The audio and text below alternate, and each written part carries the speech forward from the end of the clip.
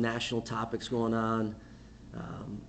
I'm proud of our board and our ADs as we continue to look at the national landscape and the leadership there. I'll probably start by first just addressing, which I know is top of mind for everybody, about the report this week, etc. Regarding some of our schools having conversations about the future. I mean, that just isn't news to me per se.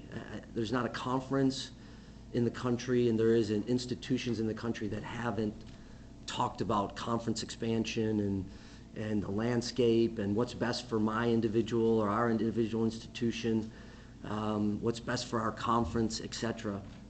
So I appreciate that and understand it and understand the attention to it. It's no different than when folks come to Greensboro and to kind of take a look at the grant of rights and our media rights and those types of things. I encourage them to come. I really do. I mean, we feed them and all the rest of it. So that's not, that's not a warning sign to me from a standpoint of, something, bad may happen, etc. These are schools that are under a lot of stress and a lot of pressures, and I understand that. I really do. The reality is our conference is third in the country in distribution. Third. And as we look at the projections, at least in this decade, we're going to continue to be there. Now, we want to close the gap. We need to close the gap between the top two conferences that have started to run away from us. A lot of you have covered it and understand it and have followed it, but you see that we've been proactive, whether it be with Fishbait, whether it be with ESPN. We've had some tremendous meetings with them, and they understand being a 50-50 partner, that they're incentivized as well. We have this Success Initiative Plan, which I've told you about that before. How do we distribute revenue differently, potentially differently in the future? So we have multiple ways where we're trying to attack this, and again, as you've heard from me, I don't think there's one silver bullet or one move that you make that you close that financial gap. So all that being said, the league is strong. The league has been successful. 5 national championship titles this year, 7 last year, the most of any conference in the country. The academics are off the charts.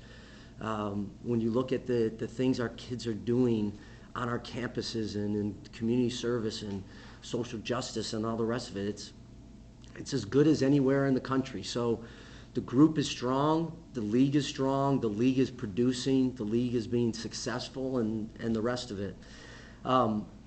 Let me talk a little bit about the meetings here, and then I'll open it up for questions from everybody.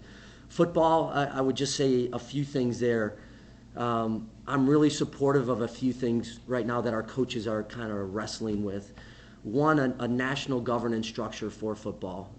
We have to continue to refine and modernize FBS football, Power 5 football, and the ability to get things done in the governance structure.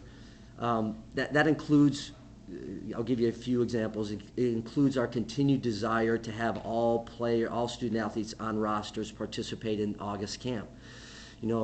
These student athletes participate all year long, and especially in the summertime, and then they're disinvited from going to camp. That's difficult. We have a health and welfare issue there and some other things. I know it's additional cost for some of our programs, but I feel strongly that we have to try to get that addressed, and I hope immediately.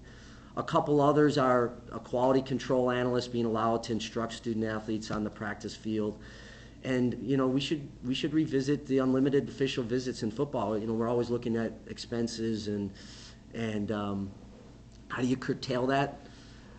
I don't know. I mean, does a student athlete need 15 visits to go to make a decision? I'm not sure. So some of those kinds of things that the coaches and I talked about are important. You got the tie-breaking kind of missive there, and we will add the rock, paper, scissors at the very end if we can. So that's a must. Yeah, that's a must. I'm incredibly excited about the collapsing of the divisions and us having a chance to get our very 2 best teams into the ACC championship, and then into the college football playoff. And then as we have an expanded college football playoff, it really does give us a chance to have multiple teams by doing that, by structuring it that way. As importantly, I'm fired up for our student athletes that over the course of a 4-year span, that they're going to travel and play every school in our conference, home and away. And that we've just gone too long with certain games not being played 6 years, 8 years. And so I think that those things are certainly benefits. Men's basketball, you know how I was disappointed I was about the selection and only having 5 bids. But that's on us to try to fix. And we had some really good dialogue. We had some outside consulting that occurred that helped us kind of look at it and really be true. Listen, nothing beats winning more games and winning the marquee games in the non-conference, and then obviously having a good, strong conference season. But I think, you know, some of the narrative has to be changed, and we got to look at the metrics and the analytics of this thing. We got to schedule smart, and I think what you try to do is, if we can, you know, programs are at different stages right now, and those that are just starting or have a new coach may not be ready for, you know, the A++ non-conference schedule. So we're going to try to help our schools a little bit more with some of that scheduling and do it maybe in a more strategic way. I've been a member of both of those committees, men's basketball, women's basketball, and that's not an easy assignment. So this isn't like a disparaging comment about the committee and the committee's work. That's really difficult. It just is. And maybe the first part of it's, you know, pretty easy to do as far as selection and automatic bids and all the rest of it. But when you get down to those last 8, 10, 12, I mean, it's razor thin. So we have to continue to pay attention there. Women's basketball league's been, I mean, it's been phenomenal, and it's a credit to our coaches and student athletes. A few things though that I do want to comment on that maybe I haven't talked about or you haven't heard is, you know, we do believe strongly that we should break out NCAA women's basketball broadcast rights from bundling, you know, in the future with other championships that we have, whether it be baseball or lacrosse or softball. I think we're all really pleased, all of us, whether you're on a campus or in the media. Women's basketball is really getting the attention that it's deserved, and the level of play has been just phenomenal. So I'm happy and excited about that. The broadcast rights for women's basketball, President Baker will look at it, and we want to negotiate fair market value there.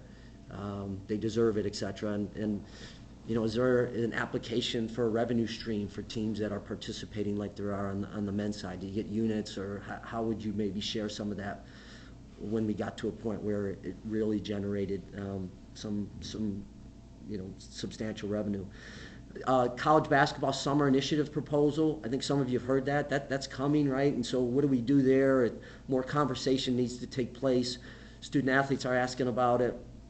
You know, maybe it's the, you know, the ability to 3-on-3. Maybe it's ability to play some schools locally that are nearby, where you just set up something in the afternoon, not over the top like a whole schedule, but maybe there's an opportunity to play 2, 3, 4 games in the summer when you have these student athletes on campuses and they're working out and training. So we need to talk more, not only administratively, we need to talk to student athletes a little bit more too, right? Because they need some time off, et cetera. But that has been percolating for a little bit. Proud about men's and women's basketball coming off of winning a majority of the ACC Big Ten challenges, and then looking ahead, you know, fired up about the ACC SEC challenge. And I wish I could give you some of those games, but they're starting to be formulated. I saw women's basketball. It's you know, we haven't finalized it, but it's pretty good. It's really pretty good. I'll stop there, but I will say this. I got to end on a personal note, and then we can go wherever you want. So, prideful dad gets to go to Notre Dame this weekend and celebrate 2 graduations of our top two of our 5 kids. One's a track student athlete at Notre Dame. So,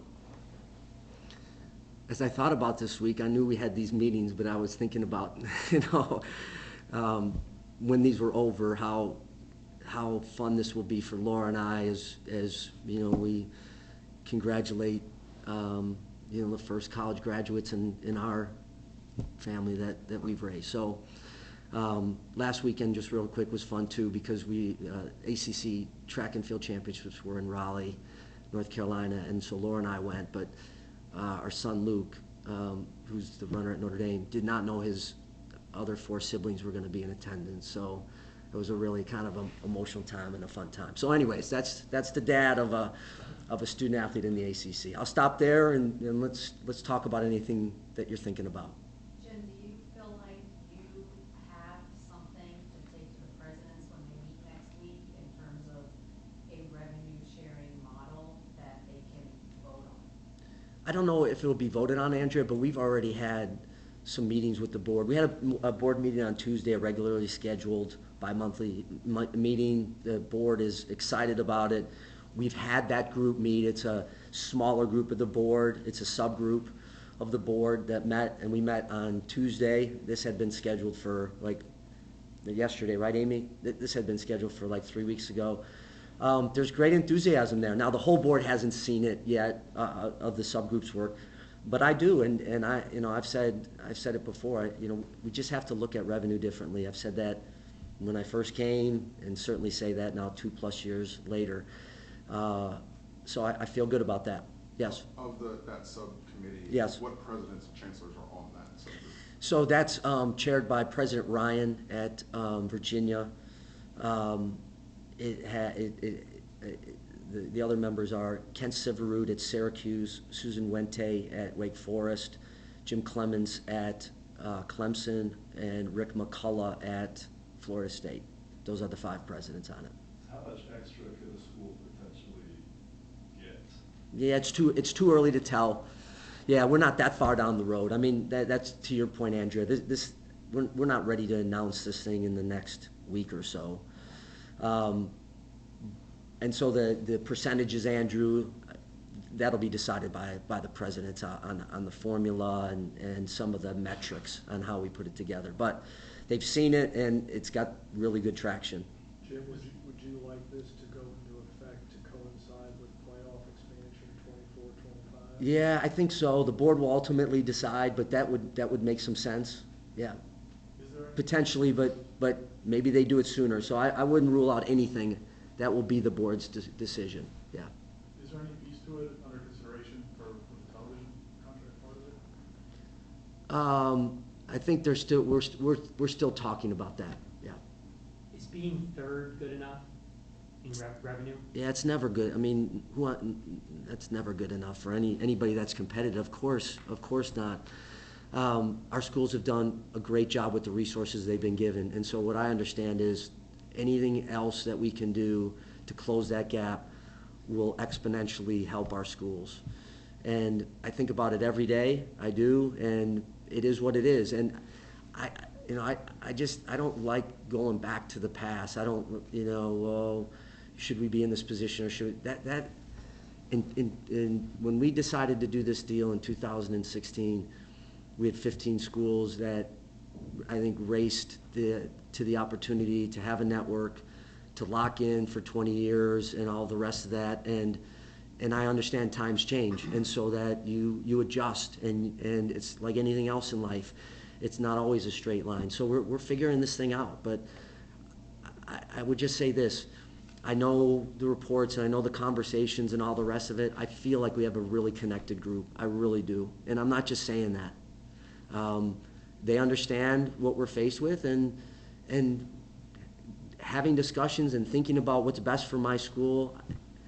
I don't know how you can completely criticize that, because that's the nature of this business that we're in college sports.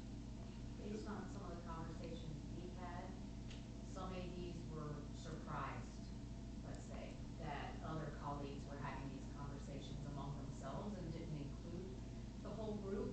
Do you feel like that's an accurate characterization? And then how did they work their way through resolving whatever feelings may have been hurt? Yeah, I think there's lots of conversations, whether they be formal or informal. And so I don't know, Andrea, about, you know, who knew, who didn't, some of those types of things. But what I would say to you is, in those moments, I think they either splinter you maybe more, if that's, you know, the direction, or they have a chance to bring you together and galvanize it some and the rest of it. And I was not in the first AD meeting. They asked me to come at the end of the meeting to kind of give me a recap of what was discussed. I was in the second one and subsequent ones.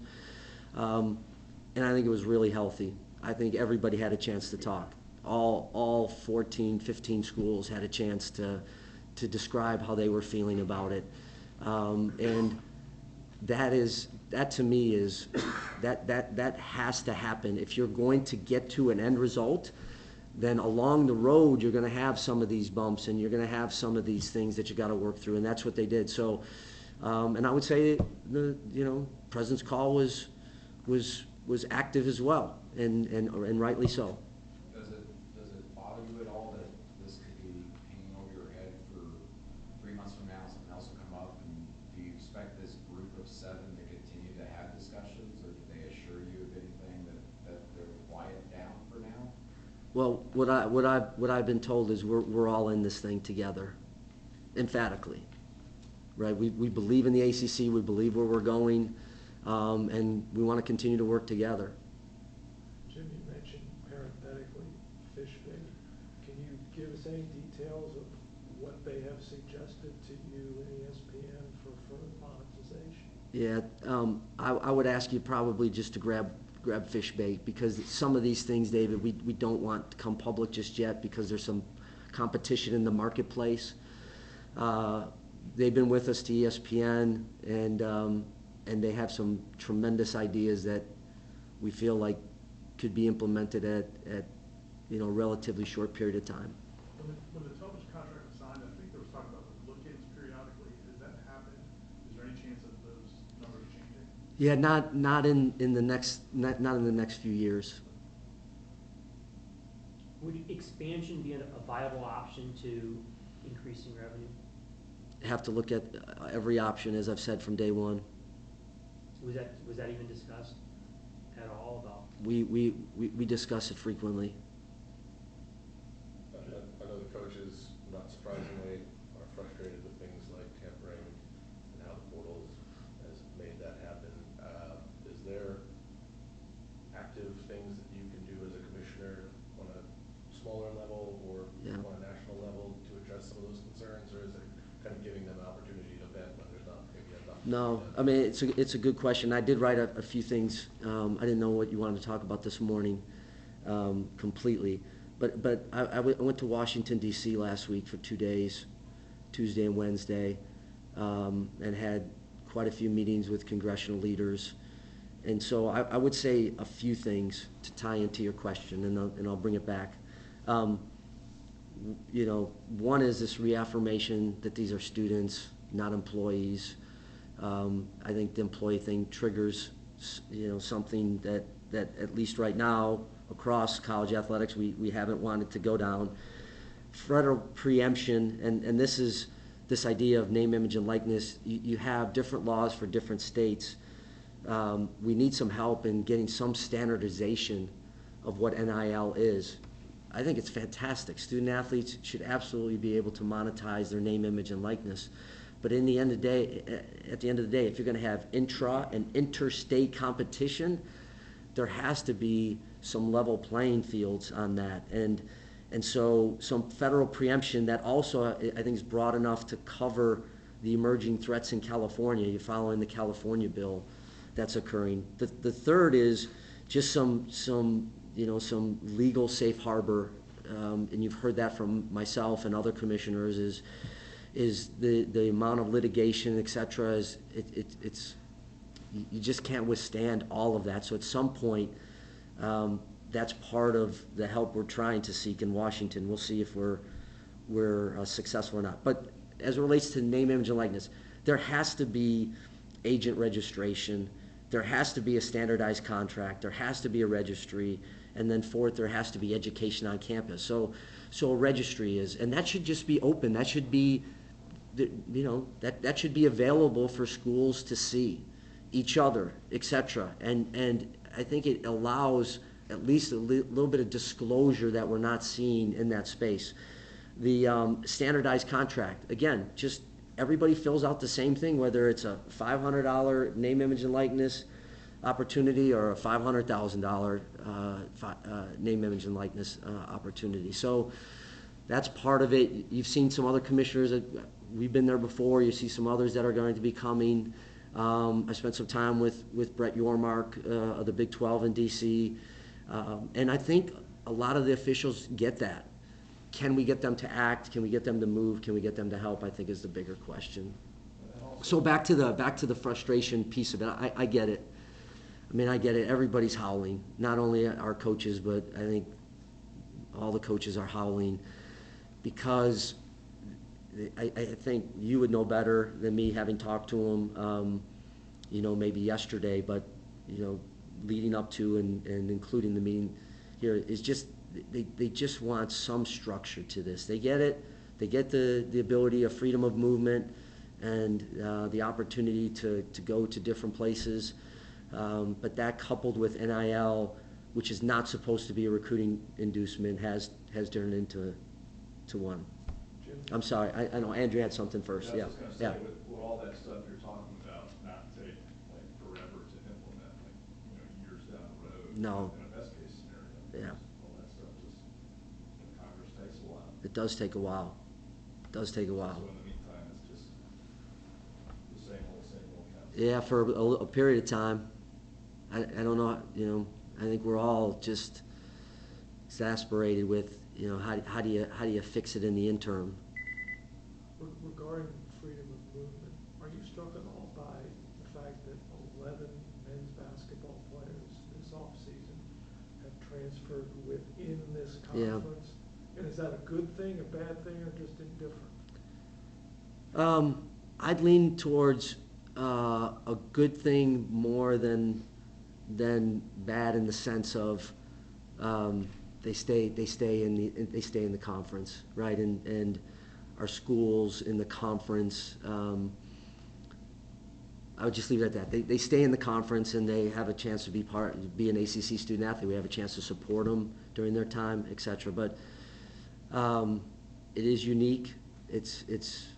I think you did a story on it that I read, and I'm proud of the coaches on how they're handling that, because that can't be easy. But the level of strife and I think has been at a reasonable level in that.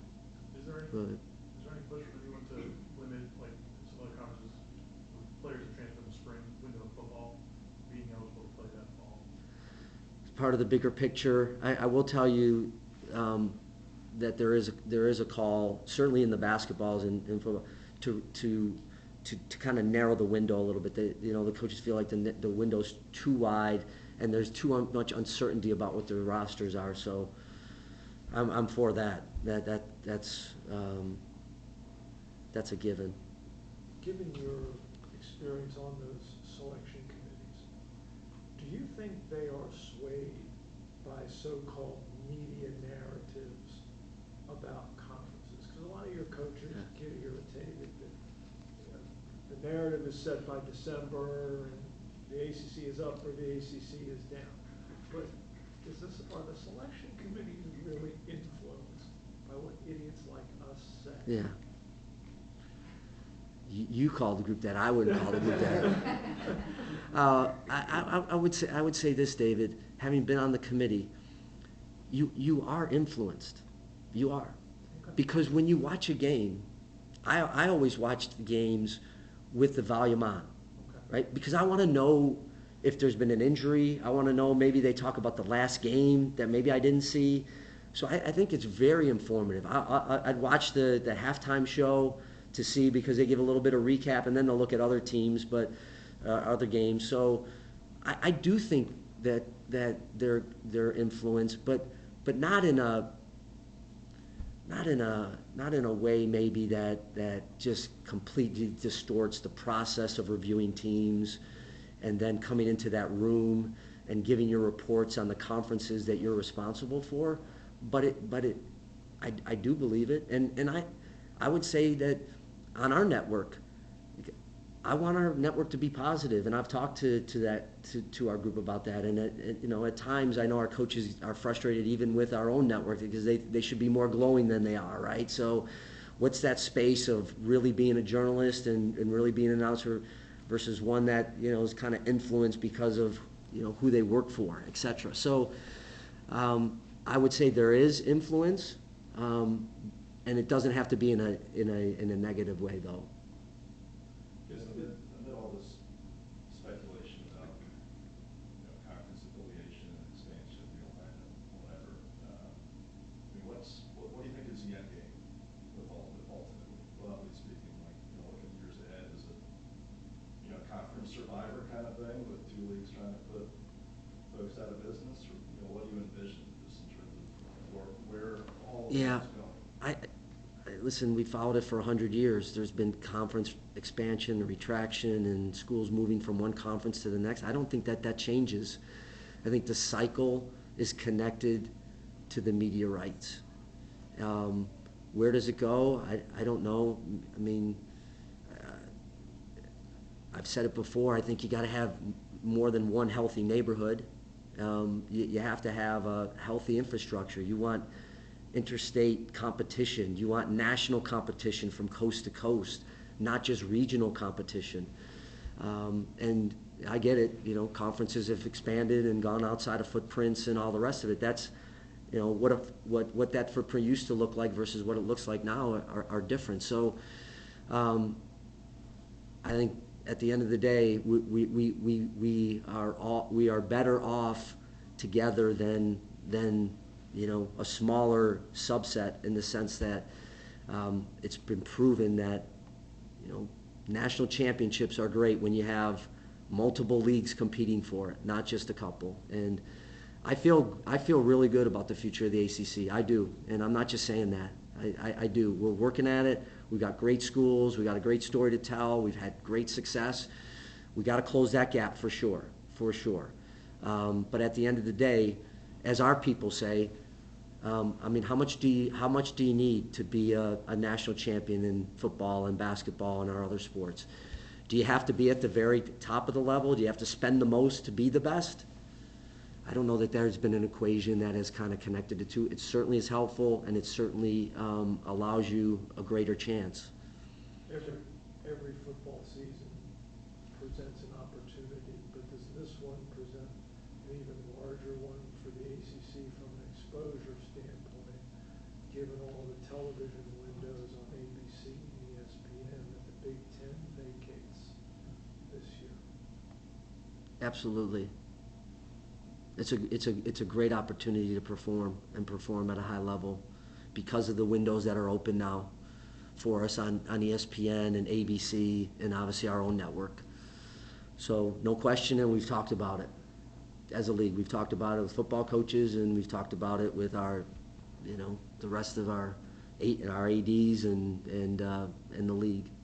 Jim, how much time did you spend on non-conference football scheduling before I ask my question? Yeah.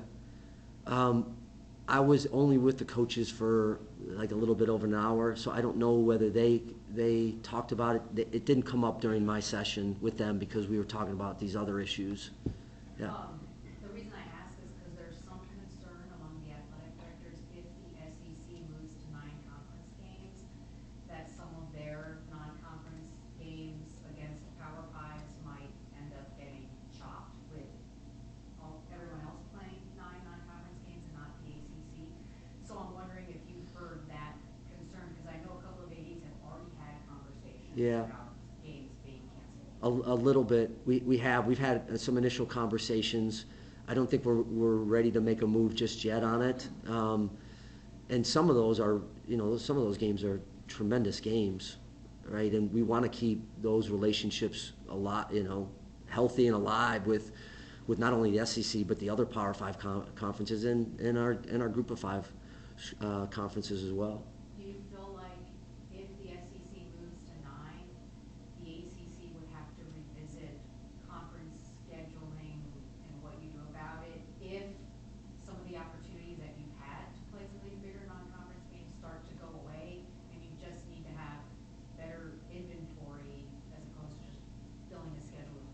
Yeah, absolutely. I think you have to always adjust as the landscape adjusts. But I don't think anybody's ready to make some kind of declaration that we're going to go to 9 games just yet. Jim, so many conversations about the revenue gap, but you hear Mike Oresco talk about how much he hates the Power 5 term all the time, that there's not really a difference in that. I wonder if you are worried at all or concerned, or you hear concerns from your ADs and coaches about a perception gap when there's 2 leagues making a ton of money and people start referring to a Power 2 or something like that. Does that, setting the money aside, does the image become an issue? You have to think about those kinds of things, right? That's just part of it.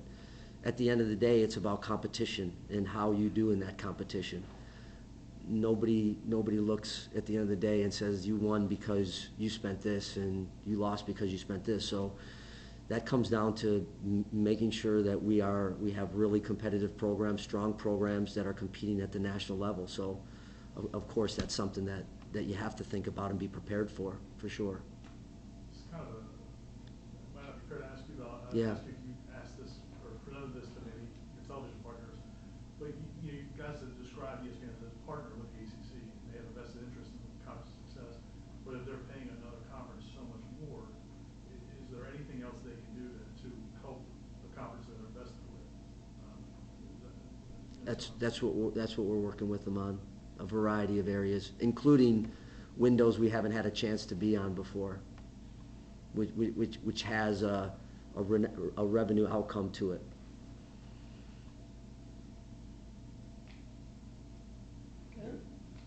Listen, appreciate you being here for the last 48 hours and kind of living in the hallway there. All right? And if there's some things, if there's some things that we can do better, access-wise, let Gotta turn Amy the heater know. on next year. I know.